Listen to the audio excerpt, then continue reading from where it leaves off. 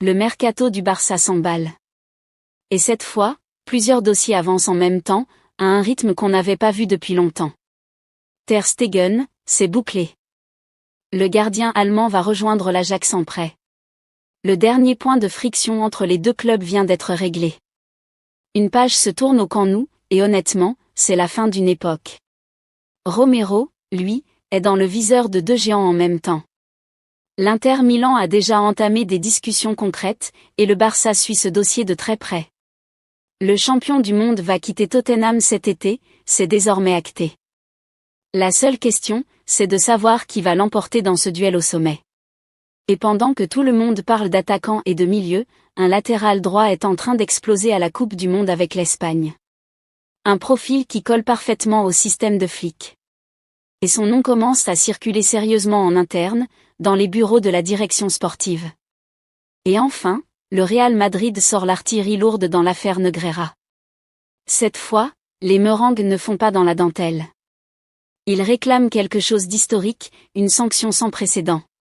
Et si l'UEFA donnait suite, les conséquences seraient absolument énormes pour le football espagnol. Abonnez-vous si ce n'est pas encore fait, et restez jusqu'au bout parce que ça commence maintenant.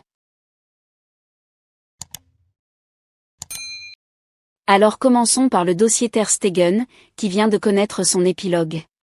Le gardien allemand quitte donc le FC Barcelone pour l'Ajax Amsterdam. C'est officieux, mais c'est bouclé. Les deux clubs ont trouvé un terrain d'entente sur les derniers détails qui coinçaient. Et franchement, ce n'était pas gagné.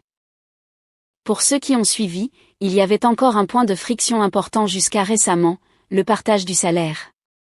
Ter Stegen touche plus de 10 millions d'euros par an, et l'Ajax ne pouvait évidemment pas prendre en charge la totalité. Le Barça va donc continuer à payer la majeure partie de son salaire pendant la durée du prêt. C'était l'ultime obstacle, il a été levé. Pourquoi ce départ ? Ter Stegen a 34 ans, il a perdu sa place de titulaire au profit de Johan Garcia. Il avait été prêté à Gérone lors du semestre précédent, mais il s'était rapidement blessé, ne disputant que 2 matchs officiels.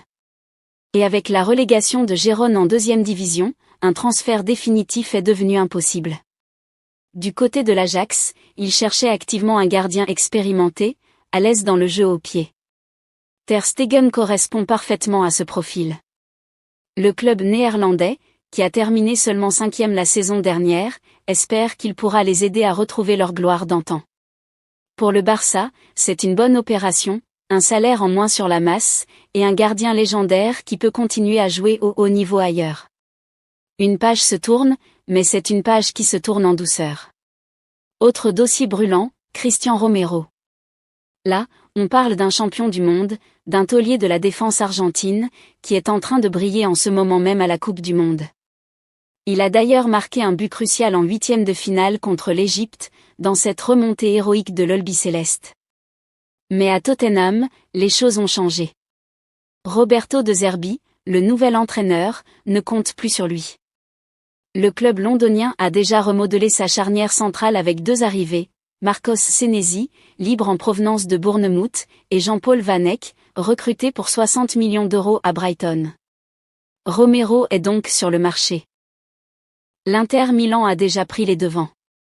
Le club italien a entamé des discussions avec Tottenham, profitant même des négociations autour d'un autre joueur, Jed Spence, pour évoquer le dossier du champion du monde.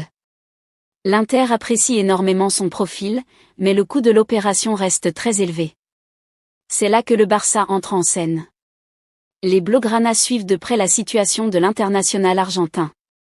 Il figure parmi les défenseurs ciblés pour renforcer l'arrière-garde. Sous contrat jusqu'en 2029, Romero est estimé à 45 millions d'euros. La vraie question, c'est qui va le prendre. L'Inter a une longueur d'avance sur les discussions, mais le Barça pourrait entrer dans la danse si le prix venait à baisser ou si des départs libéraient de la masse salariale. Affaire à suivre de très près. Pendant que tout le monde parle d'attaquants et de milieu, un latéral droit est en train de faire une Coupe du Monde absolument phénoménale, Pedro Porro. Pour ceux qui ne suivent pas forcément la Premier League, Pedro Porro est un latéral droit espagnol de 26 ans, qui évolue à Tottenham. Mais depuis le début du mondial, il est tout simplement en train d'exploser aux yeux du monde entier. Solide défensivement, très agressif dans les duels, capable d'avaler son couloir pendant 90 minutes sans jamais faiblir. Et surtout, décisif offensivement. Il a marqué un but splendide en demi-finale contre la France. Ce n'est pas un hasard, c'est la récompense d'un tournoi exceptionnel. Son profil correspond parfaitement à ce que demande Hansi Flick. L'entraîneur allemand aime les latéraux capables de presser haut, d'apporter de la largeur et de faire la différence dans le dernier tiers. Pedro Porro réunit toutes ces qualités. C'est un joueur moderne, complet, qui peut élever immédiatement le niveau d'une équipe. Mais comme souvent avec Tottenham, le dossier est compliqué. Le club londonien sait qu'il possède un joueur de classe mondiale. Il cherche à verrouiller son avenir avec un nouveau contrat, alors que plusieurs grands clubs européens surveillent également sa situation. Pour le Barça, la question est donc stratégique. Est-ce qu'on investit une somme importante pour Pedro Porro, ou est-ce qu'on continue à faire confiance à Koundé sur le côté droit, ou aux solutions déjà présentes dans l'effectif? Personnellement, je pense que si le club a les moyens financiers, Pedro Porro est l'un des rares joueurs capables d'élever immédiatement le niveau de l'équipe. À 26 ans, il est dans la force de l'âge et possède déjà l'expérience du très haut niveau, aussi bien en Premier League qu'avec la sélection espagnole. Mais c'est un débat à avoir, et j'aimerais savoir ce que vous en pensez.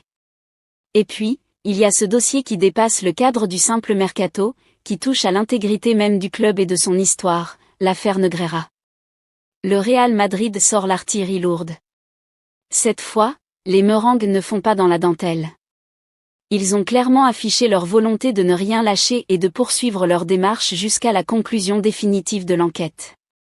Au-delà des actions engagées auprès des instances sportives, notamment auprès de l'UEFA, la Maison-Blanche poursuit également son combat sur le terrain judiciaire. Le club demande notamment que le Barça fournisse l'ensemble de son système de conformité mis en place entre 2010 et 2018. Ils veulent déterminer quels dispositifs existaient réellement pour prévenir les risques de corruption sportive et s'ils ont bien été appliqués.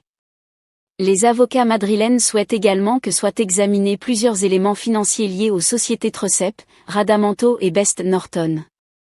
Ils veulent voir les factures, les autorisations de paiement, les circuits internes, les audits qui ne figureraient pas encore dans le dossier. Mais le point le plus explosif de cette offensive, c'est la demande formulée auprès de l'UEFA. Le Real Madrid réclame que les titres remportés par le FC Barcelone durant la période couverte par l'affaire Negreira puissent faire l'objet de sanctions. Allant jusqu'au retrait des trophées obtenus pendant ces années si les instances concluent à des irrégularités. Pour rappel, le Barça a remporté pas moins de 23 trophées entre 2010 et 2018, dont 2 Ligues des Champions, 6 championnats d'Espagne et 5 Coupes du Roi. Une requête qui pourrait provoquer un séisme dans le football espagnol. Si l'UEFA donnait suite, si les titres étaient remis en cause, ce serait du jamais vu dans l'histoire du football espagnol. Les conséquences seraient sans précédent. Pour l'instant, c'est une demande. Mais le Real Madrid ne lâche rien. Et le Barça, lui, doit se préparer à un combat judiciaire et sportif qui pourrait durer des années. Un mot rapide sur Julián Álvarez, parce que le Barça n'a pas abandonné l'idée de recruter un numéro 9. La priorité reste l'Argentin. Le Barça veut profiter de sa volonté affichée de quitter l'Atlético. Mais le club madrilène refuse catégoriquement de le vendre à un concurrent direct. C'est un veto clair.